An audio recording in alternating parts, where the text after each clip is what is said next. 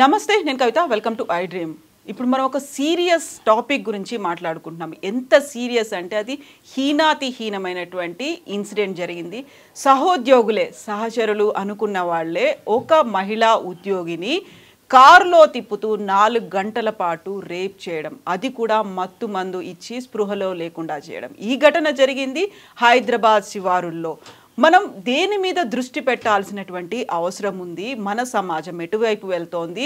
ఓవరాల్గా ఇలాంటి సంఘటనలు పదే పదే జరుగుతున్నప్పటికీ కూడా ఎందుకని ఇలాంటి సంఘటనల గురించి మళ్ళీ మనం మాట్లాడుకోవాల్సినటువంటి అవసరం వస్తోంది?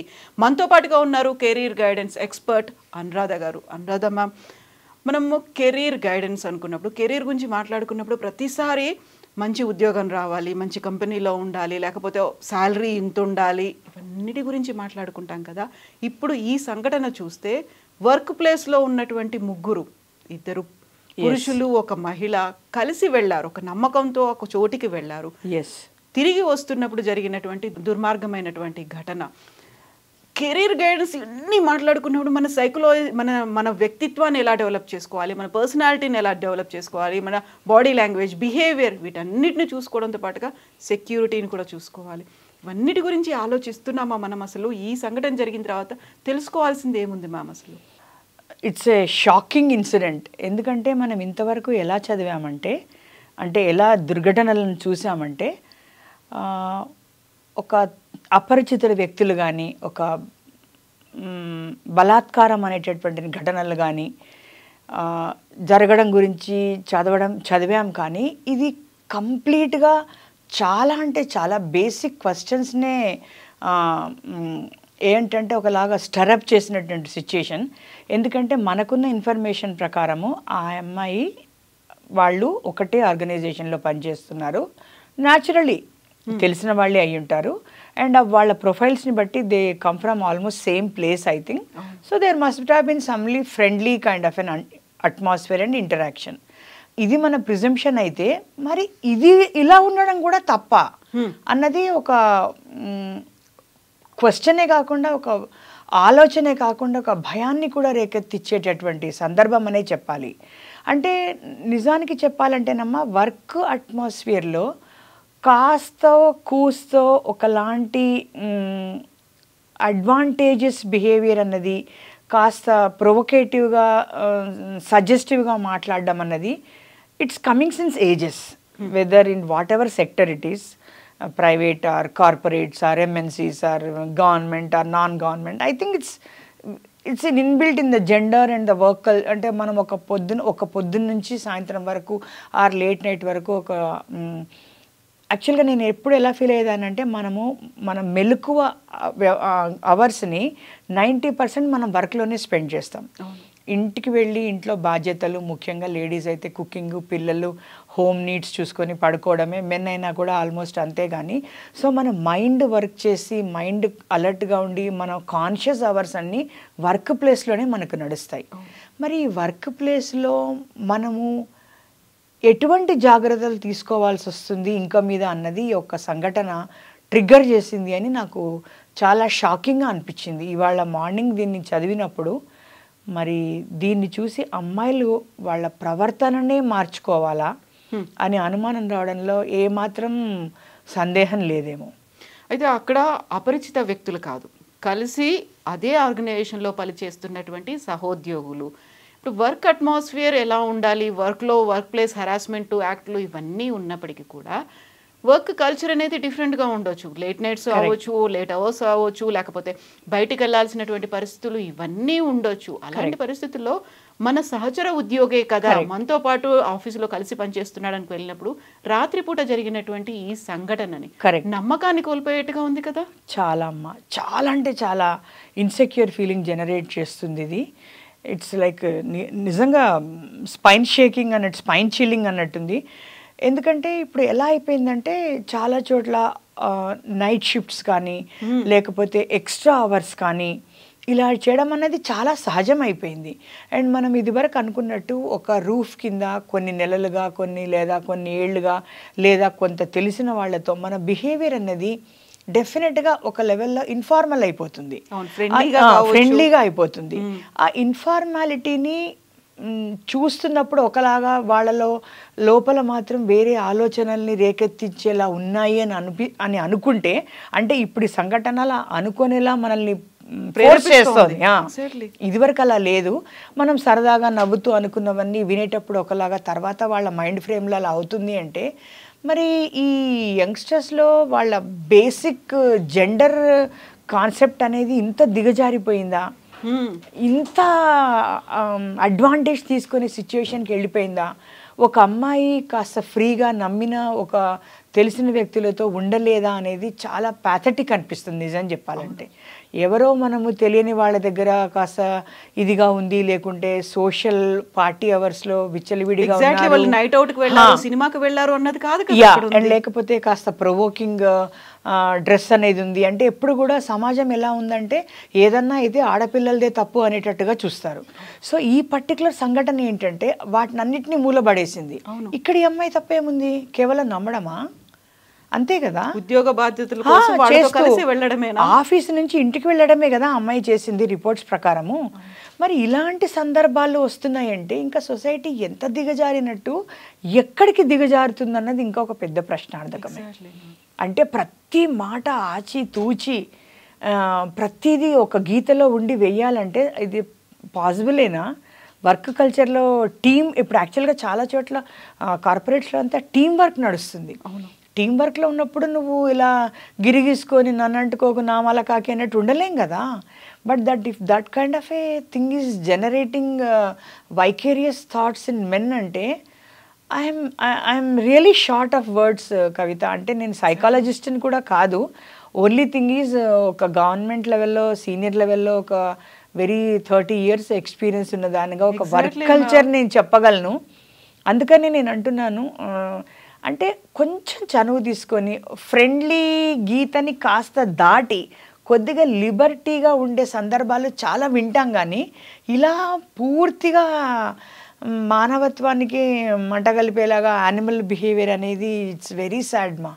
Exactly ma'am. సేమ్ ఒకే ఆఫీస్లో వర్క్ చేస్తున్నప్పుడు ఫ్రెండ్లీ అట్మాస్ఫియర్ కాదు, ఒక్కోసారి కొన్ని విషయాల్ని మనం షేర్ చేసుకుంటాం కూడా ఫ్రెండ్లీగా, ఫ్యామిలీయో లేకుంటే ఆరోగ్యమో లేకుంటే మన జీతానికి సంబంధించిందో whatever it may be interest లో షేర్ చేసుకుంటున్నప్పుడు దాన్ని వాళ్ళు ఒక వల్నరబుల్ అయిపోయి ఆమెని వీక్గా అది ఎక్స్ప్లాయిట్ చేసి, ఎందుకంటే ఈ పర్టికులర్ ఎపిసోడ్లో నేను చదివిన దాన్ని బట్టి ఇది ప్రీ ప్లాన్డ్గా ఉంది.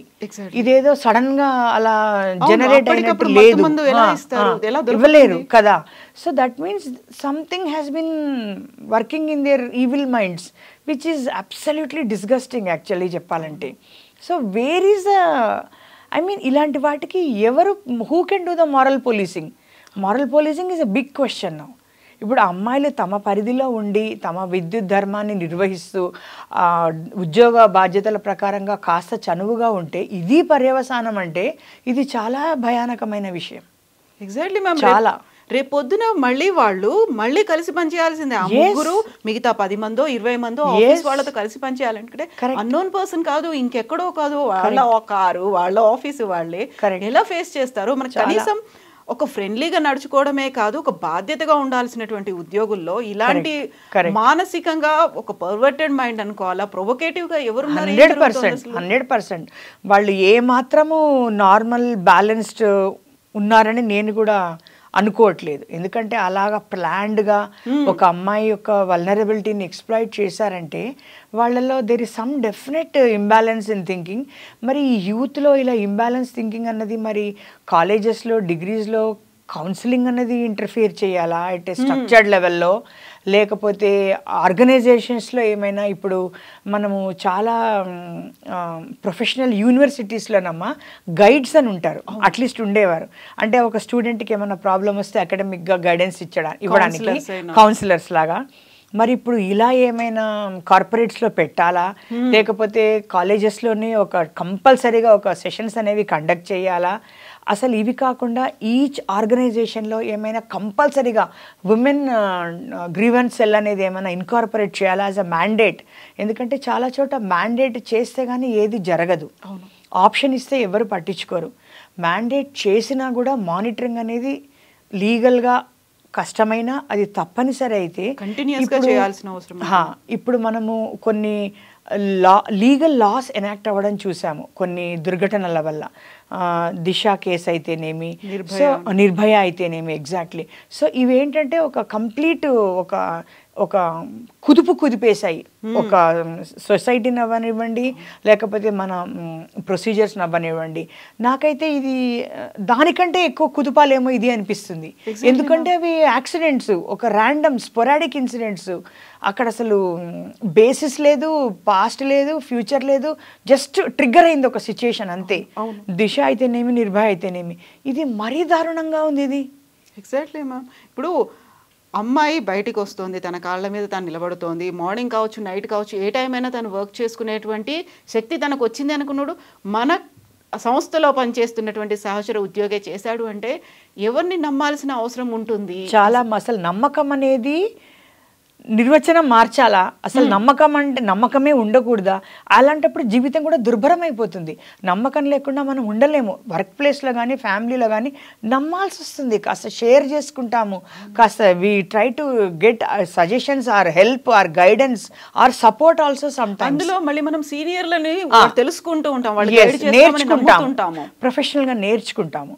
సో ఏంటంటే ఈ సంఘటనని ఒక జస్ట్ ఒక స్పొరాడిక్ ఇన్సిడెంట్గా చూసి ఒక న్యూస్ రిపోర్టర్లో వచ్చింది, వాళ్ళ తర్వాత ఏమయ్యారో పాప మా అమ్మాయి అయితే ఎలా ఉందో మారల్గా అని వదిలేయకుండా స్టేక్ హోల్డర్స్ అన్ని, విమెన్ ఆర్గనైజేషన్స్ అయితేనేమి, లేదంటే కార్పొరేట్ రిలేటెడ్ ప్రామినెంట్ హౌజెస్ అయితేనేమి, లీగల్ యాంగిల్ అయితేనేమి, ఈవెన్ సైకాలజికల్ కౌన్సిలర్స్ అయితేనేమి, I think there should be lot of togetherness activity and voicing out some common code of preventive as well as day-to-day life conduct గురించి మా it's a very big issue actually. It has ఇంకా అంత heat generate అయిందో లేదో తెలియదు సొసైటీలో. ఇవాళ పొద్దున్నే చదివాము, it really requires a lot of activity are coming together from many like-minded people from many walks of life. Exactly. Many walks of life. మనం ఉమెన్ ఎంపవర్మెంట్ గురించి మాట్లాడుకుంటాం, ఉమెన్ కి వచ్చే అవకాశాల గురించి మాట్లాడుకుంటాం, ఇంకా రావాల్సినటువంటి అవకాశాలు, ఫైట్లు ఇవన్నీ అవుతున్నప్పుడు ఆ ప్లేస్ సెక్యూర్డ్ గా లేనప్పుడు, నా సహచర ఉద్యోగుల నుంచే నాకు థ్రెట్ ఉంది అనుకున్నప్పుడు ఇంకా ఏమి రావాలంటే ఏం ఆలోచిస్తారు? మన ఇంట్లో ఉన్న పేరెంట్స్ కావచ్చు, మన కుటుంబ సభ్యులు కావచ్చు, ఎవరికైనా ఒక నమ్మకం అనేది ఎలా, ఓకే నేను బాగుంటానేమో కానీ నా చుట్టుపక్కల ఉన్న వాళ్ళు ఎలా ఉన్నారు? కరెక్ట్. చాలా అది ఎలా అంచనా వేయగలము? దీనికి ఏంటి కొలత, దీనికి ఏంటి లిమిట్? చాలా ఈ ఇష్యూ మాత్రం చాలా క్వశ్చన్స్ రేజ్ చేస్తుంది కవిత. రియల్లీ అసలు ఒక్క క్వశ్చన్ ఆన్సర్ అయితే ఎలాగూ లేదు. ఎందుకంటే ఇది టోటలీ అనవేర్ అంటారు చూసారా, ఇట్స్ ఏ న్యూ సిచ్యుయేషన్. ఇది ఎలా డీల్ చేయాలి కూడా అర్థం కావడానికి అంత అయోమయంలో పడేసింది. అందుకని లైక్ మైండెడ్ ఇప్పుడు ఏంటంటే థింక్ ట్యాంక్ అనేది డెవలప్ అవ్వాలి. We really need some kind of a చర్చలు జరగాలి, some kind of a opinions రావాలి, some kind of a protective or preventive. అంటే ఇప్పుడు ఎంతసేపు ఉమెన్ అనే కాకుండా ఇప్పుడు మెన్కి ఏంటి, what is it that we have to prescribe? ఏం ప్రిస్క్రైబ్ చేయాలి వాళ్ళకి? Yes. So it is involving a multidisciplinary approach and it should be not let easily lie down ma. It has to be taken at a very intensively and aggressively. In many platforms I feel like that. Exactly ma'am. ఇప్పుడు career guidance experts అంటే మనం next వాళ్ళ future బాగుండాలి, ఒక career లేకుంటే వాళ్ళకు వచ్చినటువంటి professional గా ఎలా డెవలప్, ఇవన్నిటి గురించి ఆలోచిస్తాము. దీని గురించి కూడా మనం చెప్పాలా అనేది ఒకటి వచ్చింది కదా ఇప్పుడు. కరెక్ట్. ఎందుకంటే ఇంకొక మాట కూడా, ఇది వరకు ఈవెన్ ఒక 10 years 5 years నుంచి అనుకుందాం పోనీ, కెరియర్ అనేది ఒక లాంటి ఆప్షన్గా ఉండేది. బట్ ఇప్పుడు కెరియర్ మస్ట్ అయిపోయింది. Do you want to work or earn అంటే అదేంటి పిచ్చి ప్రశ్న, ఇంకా ఇంత అసలు చదువుకుంది ఎందుకు, మా ఉనికి ఏంటి అన్నట్టు అయిపోయింది. సో కెరియర్ అనేది every one will come, every one will do. అది not a more of option, it's a matter of continuity. School అయ్యాక కాలేజ్ ఎలాగో, కాలేజ్ అయ్యాక పీజీ ఎలాగో, పీజీ తర్వాత లేకుంటే యూనివర్సిటీ ఎలాగో, ఉద్యోగం అలాగా. ఉద్యోగం ఎందుకు వెళ్ళాలి, ఉద్యోగం అవసరం ఏంటి అనే రోజులు పోయినాయి ఇప్పుడు. ఎకనామిక్గా వల్లనైతేనేంటి, మన సోషల్ లైఫ్ స్టైల్స్ మారడం వల్లనైతేనేంటి, లేకపోతే వాట్ ఎవర్ లివింగ్ స్టాండర్డ్స్ అయితేనేంటి, it's a must for lady to go out. But then how will she protect herself? That's ఇప్పుడు ఎట్లా అంటే వీళ్ళు తోడేల రూపంలో ఉన్న నక్కలు అదే అంటారు కదా సామెత, నాకు కరెక్ట్ వచ్చిందో లేదో. తెలియని వాళ్ళు, అమాయకులు, తెలియని వాళ్ళు ఎవరు అన్నోన్ పీపుల్ కాకుండా తెలిసిన వాళ్ళు ఇలా చేశారా, ఆ క్వశ్చనే రిపీటెడ్గా మైండ్లో రింగ్ అవుతోంది. బహుశా అందరికీ కూడా, నాకే కాదనుకుంటా. కాబట్టి ఇంకా దీన్ని మనం ఇగ్నోర్ చేయకూడదమ్మా. ఇది ఇగ్నోర్ చేస్తే ఇది అలసుగా తీసుకొని ఇంకెన్ని అవుతాయో. మరి ఇలాంటి వాటికి కూడా ఏమైనా లాలో ఉంటాయా, ఇంకా మీద రావాలా? లేకపోతే ఇలాంటి వాటికి కూడా ఏమైనా సైకలాజికల్గా కొన్ని మనం సెంటర్స్ పెట్టాలా? లేకపోతే ఇన్హౌస్ ప్రివెంటివ్ ఏమైనా తీసుకోవాలా? లేకుంటే ఏమైనా మానిటరింగ్ ఆఫ్ ఇప్పుడు బిహేవియరల్ ప్యాటర్న్స్ అనేవి ఉంటాయి, సైకలాజికల్, వాళ్ళు సైకోమెట్రిక్ టెస్ట్లు అవి చేస్తుంటారు. చాలా ప్రిస్క్రైబ్ టూల్స్ ఉంటాయి కవిత. మరి మ్యాండేటరీగా ఆర్గనైజేషన్స్ ఏమైనా ఎంప్లాయ్ చేయాలా before they are recruited? I really don't know. I'm only thinking aloud and I'm thinking spontaneously. అవును, బాటమ్ లైన్ ఏంటంటే ఏదో చేయాలి, ఇలా వదిలేయకూడదు. అవును, దట్ ఈస్ ష్యూర్. ఎగ్జాక్ట్లీ. ఏం చేయాలి, ఎంతమంది చేయాలనేది సమస్య. కానీ ఇప్పుడే చేయాలి, చాలామంది కలిస్తేనే అవుతుంది. ఇది ఏ ఒక్కరి సమస్య కాదు. నిజంగా వర్క్ ప్లేస్ హెరాస్మెంట్ యాక్ట్ వచ్చిన తర్వాత చాలా చోట్ల కమిటీలు ఏర్పాటు చేసుకోవాలి, దీనికి సంబంధించి ఒక కంప్లైంట్ బాక్స్ పెట్టుకోవాలి అనేది ఇప్పటికి ఎంతమంది చేస్తున్నారో తెలియని పరిస్థితుల్లో ఇప్పుడు ఈ ఇన్సిడెంట్ అనేది ఒక అలారం బెల్ అయితే కొడుతుంది. ఇప్పుడు హరాస్మెంట్ ఎక్కడ చేసాం మేము అని నీట్గా వాళ్ళు హరాస్మెంట్ ఏం లేదని ఫైనల్ యాక్టే ప్రిపేర్ అవుతున్నారా? దానివల్లనే మైండ్స్ ఇలా మారుతున్నాయా? మరి ఇప్పుడేం చేయాలి? ఇట్స్ నాట్ ఎ హరాస్మెంట్ కదా, it's just a friendly gesture. She wanted to be, she was offered a lift and she took it because they are all friends. దీనికే మనకి నమ్మకం లేదంటే ఇంకా ఎవరిని నమ్మాలి? ఎగ్జాక్ట్లీ. ఇట్స్ వెరీ షేకింగ్ అమ్మా, very nervous. And definitely I only hope, అంటే at the cost of that girl I feel bad to tell this, but crisis అనేది ఏదో ఒక పాజిటివ్ గ్రోత్కి, ఒక పాజిటివ్ చేంజ్కి దారి తీస్తుంది అని మనం నమ్మి ఆ దిశగా ప్రయత్నించడం తప్ప మనము ఇండివిజువల్గా ఏం చేయలేం. దీనికి పరిష్కారం అనేది కూడా కలెక్టివ్గా రావాలి. కానీ చాలా స్టేక్ హోల్డర్స్ అంటారు కదా, అంటే ఇప్పుడు మనం అనుకున్నట్టు they all should come together. Exactly ma'am, కలెక్టివ్గా రావాలి. అట్ ద సేమ్ టైం అన్ని ఆర్గనైజేషన్లో, అన్ని వర్క్ ప్లేసుల్లో కూడా ఇది రావాలి. అండ్ మోర్ ఓవర్ మనం ఎటువైపు వెళ్దాం అనుకుంటున్నాము అనేది మనకైతే ఒక కెరీర్ గోల్ పెట్టుకున్నాము, పర్సనాలిటీ గోల్ కూడా అలాగే ఉంచాల్సిన అవసరం.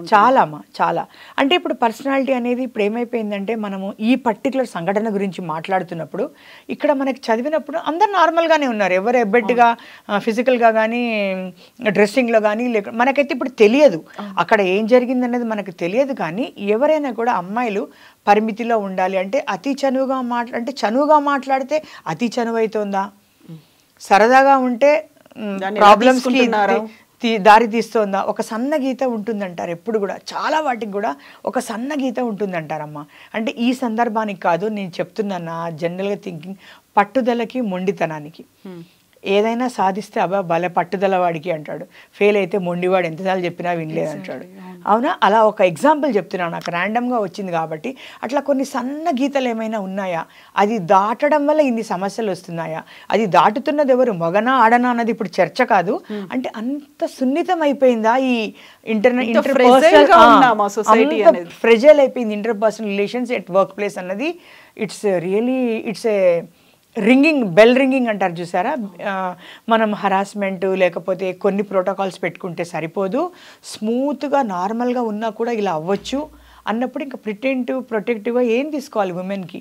లేకపోతే ఖచ్చితంగా ఇంతమంది ఉమెన్ ఎంప్లాయీస్ కనుక ఉంటే ముఖ్యంగా నైట్ డ్రాపింగ్స్ అన్నవి మస్టా, అలాంటివి ఏమన్నా ఉండాలా, కౌన్సిలర్స్ ఉండాలా, లేకపోతే మనకి లీగల్ సెల్ ఉండాలా, ఉమెన్ హరాస్మెంట్స్ అంటే విత్ ఇన్ ఆర్గనైజేషన్ నేను అనేవి, ఇలా ఎన్నో రకాల మార్పులకి ఇది నాంది పలకాలి. అంటే it should be for a positive change in the society అని మనం ఆశించడం తప్ప ఇంకా మనం చేయగలిగింది ఈ క్షణాన ఏం లేదేమో అన్నది నా భావన. Exactly ma'am, thank you so much Anuradha ma'am, thank you. So ఓవరాల్గా అయితే ఇప్పటిదాకా జరిగినటువంటి సంఘటనలకి ఈ సంఘటన చాలా చాలా డిఫరెంట్.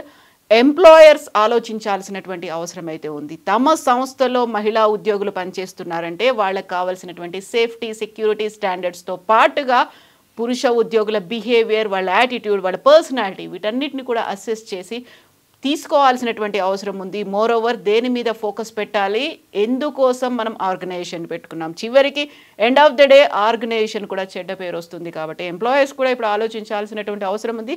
కలెక్టివ్ రెస్పాన్సిబిలిటీ మన సొసైటీ తీసుకోవాలి. Thank you so much. This is Kavitha signing off.